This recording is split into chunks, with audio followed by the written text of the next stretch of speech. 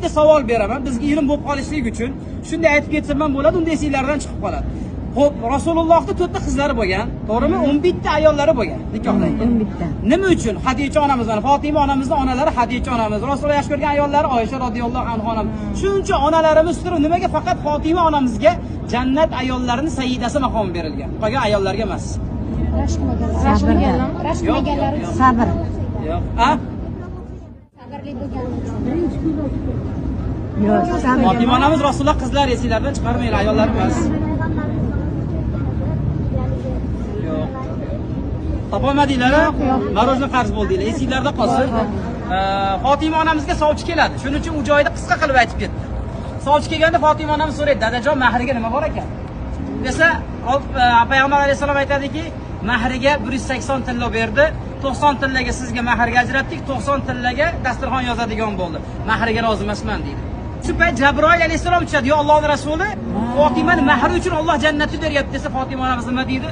"Rozi emasman." Rasululloh aytadi, "Qizim, sizga jannat beryapti Robbim. Sizga jannatni to'laligicha hadya qilayotgan bo'lsa, boshqa undan ortiq sovg'a yo'q" desa, "Dadajon, Aliga mahriga rozi bo'lishligim uchun Jabroilga ayting. Sizni la ilaha illalloh Muhammadur Rasululloh degan ummatingizni oxirgisi qiyomat kuni jannatga kirmas ekan, mahriga rozi emasman." Ya'ni siz bilan bizni jannatga kirishligimizni mahriga so'rab olgan. Siz bilan bizni jannatga kirishligimiz. Shuning uchun Rasul aytadiki, "Qizim, bu so'ragan tilagingiz bilan siz jannat ayollariga sayyida bo'ldingiz.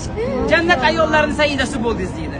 Shuning uchun Fatima radhiyallohu anha onamiz, Hadicha onamiz ham emas, Oysha onamiz ham emas, boshqa onalarimiz ham, aynan Fatima onamiz jannat ayollarining sayyidasi degani eng kattasi degan maqomga sazovor bo'lgan. Ya'ni tirikligida o'zidan keyin 1,5 ming yildan keyin dunyoga keladigan siz bilan bizga o'xshagan gunohkor, o'zini payg'ambarini tanimaydigan ummat uchun mahri uchun shafoat so'ragan.